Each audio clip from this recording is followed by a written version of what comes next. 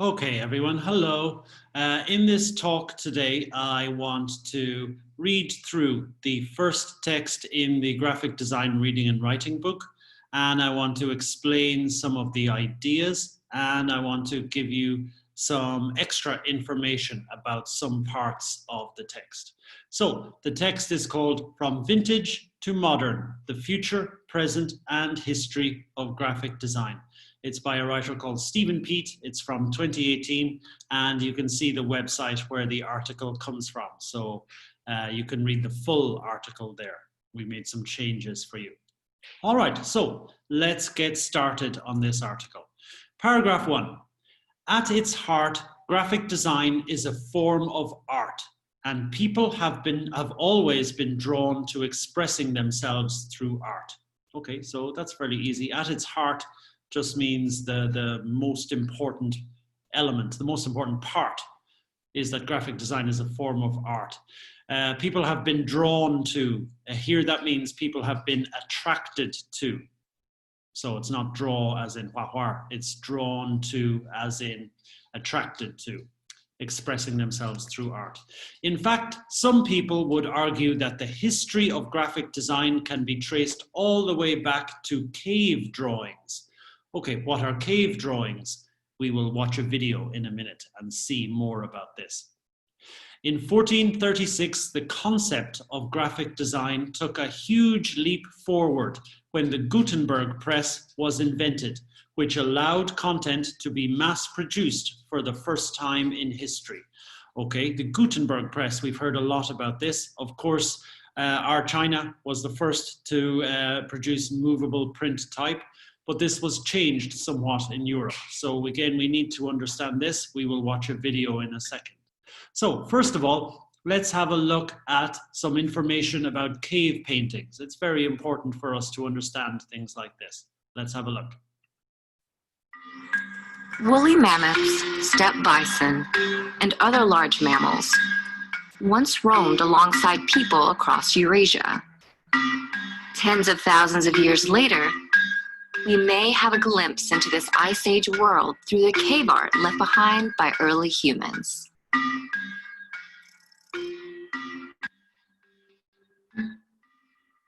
Around 400 art-filled caves and shelters, predominantly located in France and Spain, have been discovered so far. Some of the most elaborate prehistoric artwork exists in caves in France, known as Lascaux Grotto and Chauvet Pont d'Arc.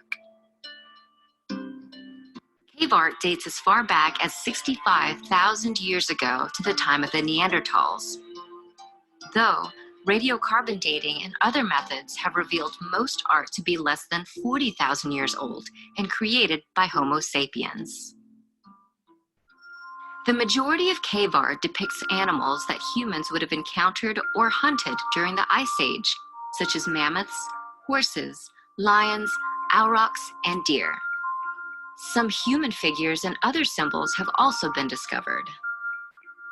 Cave paintings were mostly created with red or black pigments made from rocks. Some artworks were painted directly onto cave walls, while some were first engraved into the stone with tools. Occasionally, the artists would follow the natural contours of the stone walls to accentuate an animal's features.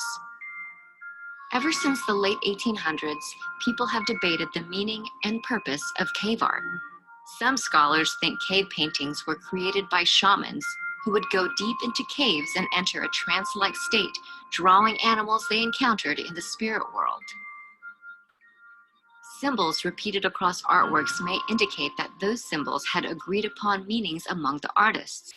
Thus, perhaps cave art also represents the earliest form of graphic communication. In reality, cave art may have been created for a variety of reasons.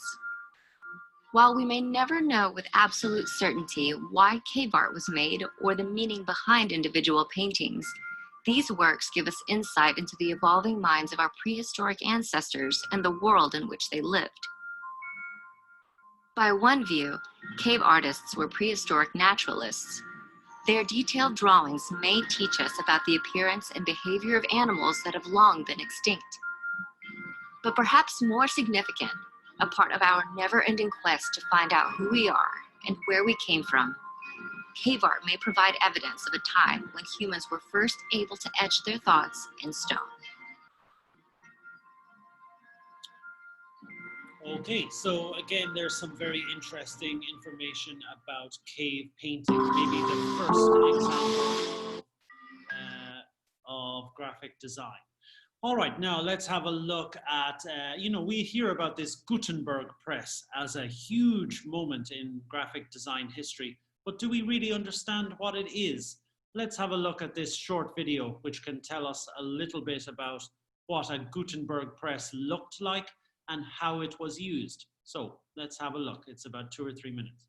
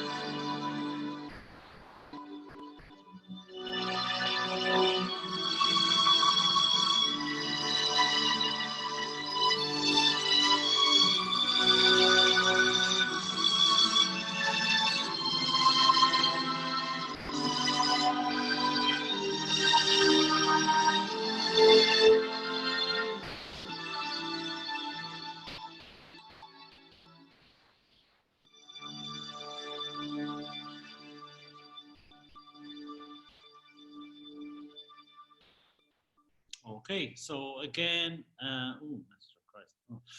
that should give you some ideas about what that looks like. Okay, so again, very important to understand the ideas that we read about. Let's look at paragraph 2. Much of the development within graphic design as we know it today began in the early 20th century, when hundreds of fonts emerged, created by graphic designers around the world. So again, in the early 20th century, the 1900 to 1920, you see many, many fonts being created by graphic designers around the world. At the same time, advertising and mass media began to evolve, and professional designers found more jobs filling the pages of newspapers, magazines, and more. Okay, so again, at this time, late 19th century, early 20th century, you see a real increase in advertising and mass media. Mass media is media that reaches many, many people. 大众传媒, you know. So then you see more and more newspapers, more and more magazines. Obviously, these newspapers need content. Magazines need content.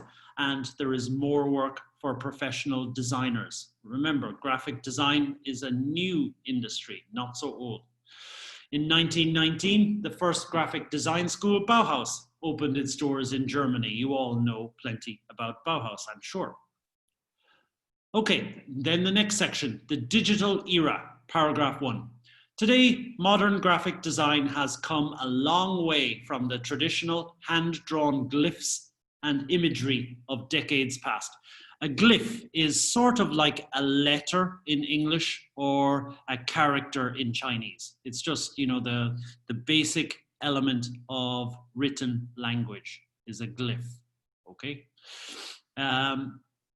Ever since the launch of the Mac computer, more people than ever before have had access to hundreds of tools and solutions that make graphic design more efficient and complex at the same time.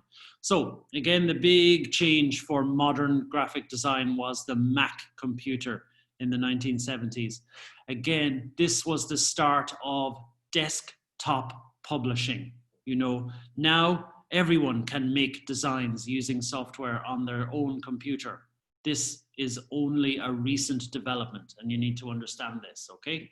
So again, more people now have access to these tools. The modern world doesn't have one single style to speak of. That just means there are many different styles, not one single style.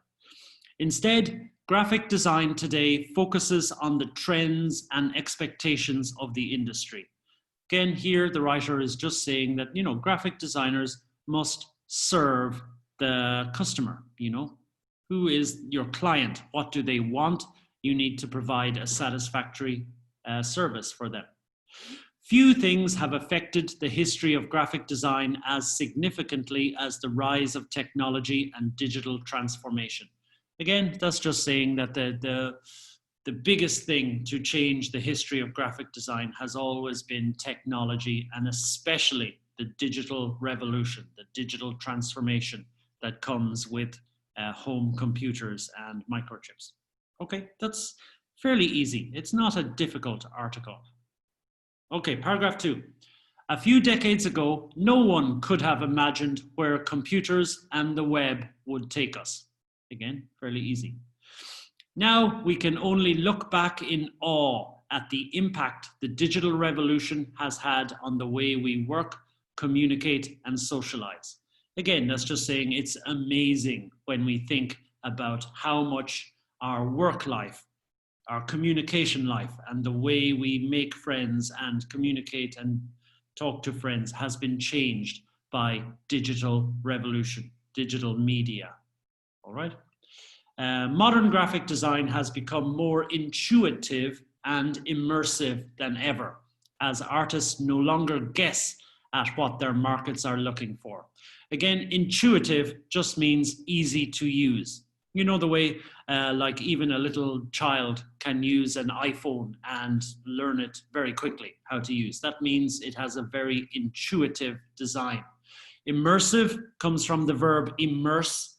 That means that you get lost in something, that it becomes very, very interesting for you and you forget about other things. So immersive means very engaging, very visually attractive, very, very good looking.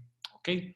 Artists no longer guess at what their markets are looking for. It just means artists and designers understand much more about their market. Inspiration and guidance are everywhere, transforming graphic designers into masters of consumer manipulation.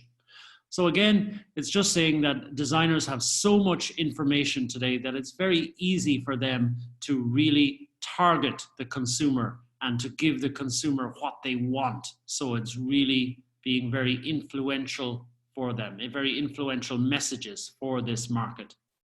Here are just some of the changes we've seen in graphic design today. Okay, so let's have a look. Clever content, marketing, and graphic design. Okay, first paragraph. Back when graphic design first became a fundamental part of marketing, artists focused mostly on designing logos and advertising media for their clients in the form of leaflets and banners. You know, again, graphic design has always been very closely connected to marketing and advertising. In the early days, you know, companies would just want maybe a logo or maybe a leaflet to give to a customer or a banner to hang outside as an advertisement. It was very simple. Graphic design was an occasional purchase. That means you only buy it sometimes, you know, if I need to advertise something, only sometimes, but today it's a consistent part of a solid branding strategy. Obviously today it needs to be at the very heart of branding. You know, every company needs to have its marketing and branding. Strategy just means their fengfa, the way they handle their advertising and marketing and branding. In fact, some of the best companies in the world use graphic design every day with their social media marketing and content marketing efforts. So again, it's just saying the big companies in the world, graphic design is so important for all of their communication. Everything they put on social media, everything they all marketing they do, all content marketing. Okay, paragraph 2. In a world where customers want to build stronger, more unique connections with companies, stock photography won't do. Graphic designers now have the power to set organizations apart in the digital landscape with visuals and brand photography that can capture the attention of an entire audience. Okay, again, stock photography, we'll have a look at that in a second. Graphic designers have the power to set organizations apart. To set organizations apart means to be unique, to make the organization different from all other organizations. In the digital landscape just means on the internet, online, on mobile devices. We'll see the others, brand photography, in a minute. So, guys, when you're reading and you find something that you don't know and you want to find out more about it, Wikipedia can be very useful. I know we tell you don't use Wikipedia for your essay, don't use Wikipedia for your essay. And that's true. You should never use Wikipedia as a source for academic writing. It's not good that way. But if there is a new idea or a person or a famous organization and you just want to find out a little bit about them in simple way, this is a very good thing to use. So for example, here we have stock photography. What do we see here? Stock photography is the supply of photographs which are often licensed for specific uses. It started in the 1920s, so you have traditional types. So sometimes these are just huge collections of photographs that you can use sometimes for a little small fee. So that's stock photography. But the writer is saying now companies want brand photography. That means you make your own photographs, not just buy an old image from online. So again, this is what we do. Find out more about the topics. Okay, new channels to explore, paragraph 1. Speaking of content marketing and social media, graphic designers are now embracing a range of new skills to power their craft. Okay, so speaking of content marketing and social media, it just means regarding content marketing and social media.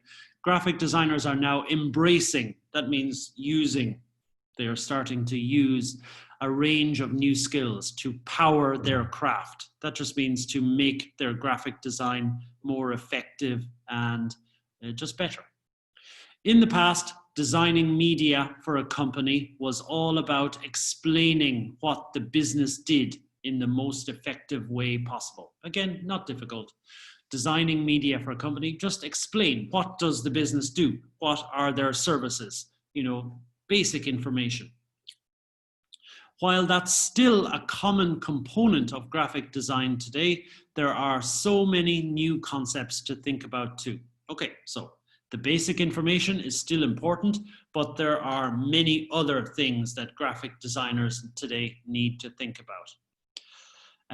For instance, psychology and buyer behavior now plays a part in graphic design. Psychology, you know that, buyer behavior, that means customer behavior. Why do customers do something? Why do they behave this way? Again, graphic designers need to understand. Many branding experts look at things like the psychology of color. Okay, we'll watch a video about that in a moment. And the impact of shapes to make sure they're conveying the right personality for each client.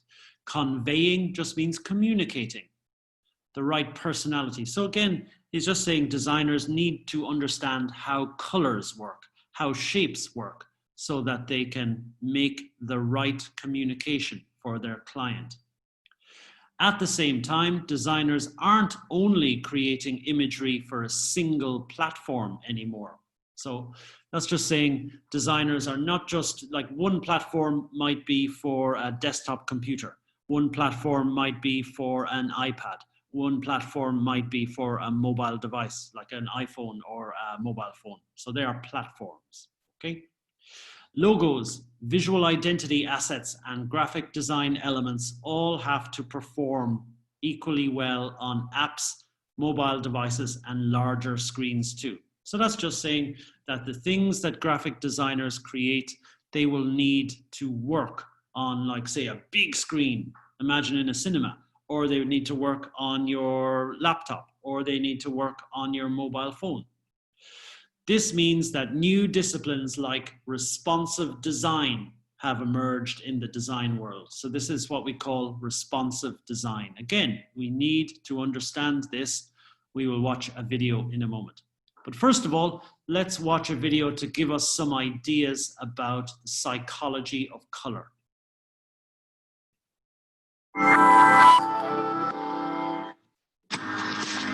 You wake up in the morning, you look in the mirror, and you decide how you look or how you feel, mostly dependent upon color. Color can affect you both physiologically and psychologically. You can make somebody feel something with color. Just the most.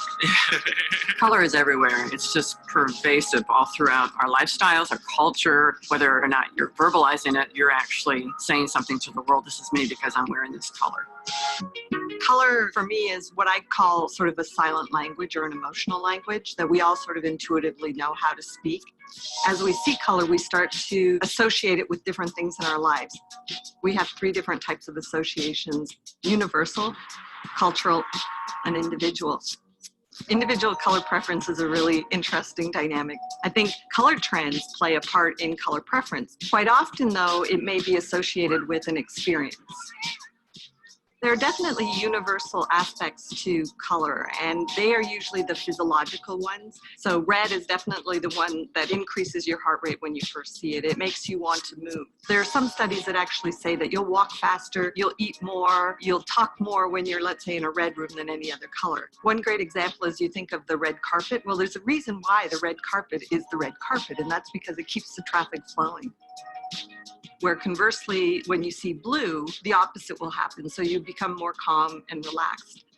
I think the one that is most interesting is the cultural differences. For the most part, it's usually a learned response. So when you're very young, you might think of brown as dirty and earthy. But as time goes on, you learn to adjust those associations. So all of a sudden, when espresso and coffee became a whole new trend, brown took on a whole new association. Or when we start to think of things like recycling or environmental concerns, it's natural for us to think of green. So we develop different types of associations that we share with other human beings. And as we grow, those become more and more meaningful to us.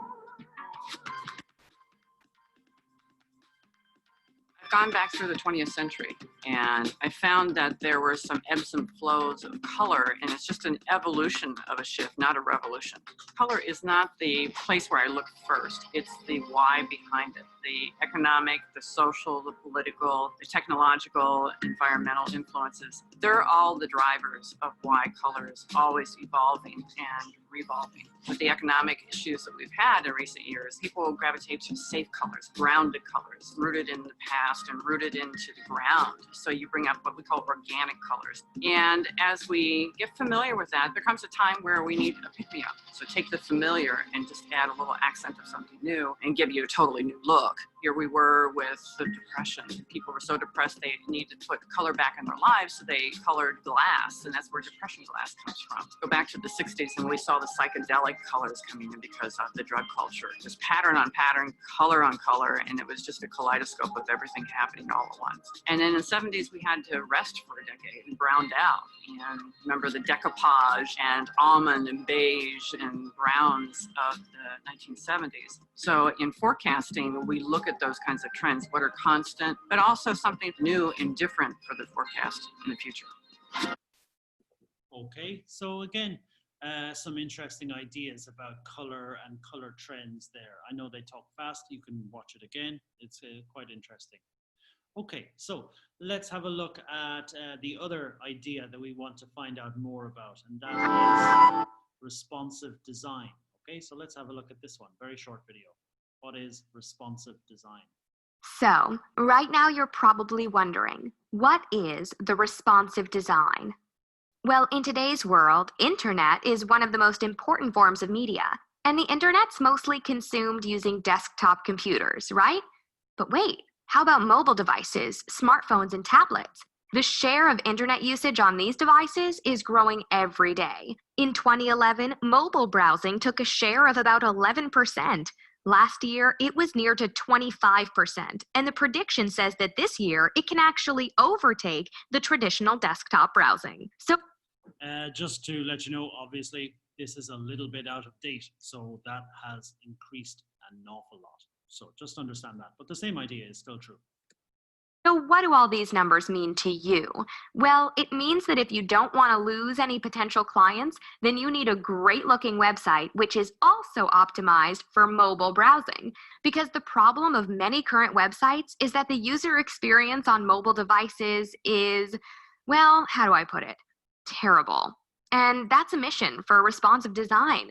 Responsive websites respond to the screen size of the device you're viewing it on. So instead of creating different websites for different devices, your responsive website rearranges the elements to fit any screen. So you'll get more happy visitors, which also leads to more happy customers.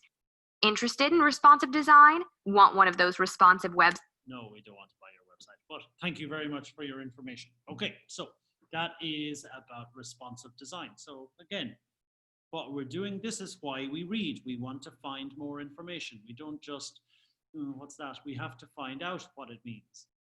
Okay, now, just before we go through some follow-up things here, what I want to stress here is that every time you read, this is what you need to do. If there's an interesting idea, we need to be curious. We want to find out more about the things we read about in the articles. So this is why we look at some videos or some other articles, so we learn more and more. So after you've gone through this article, there are some follow-up activities you can do.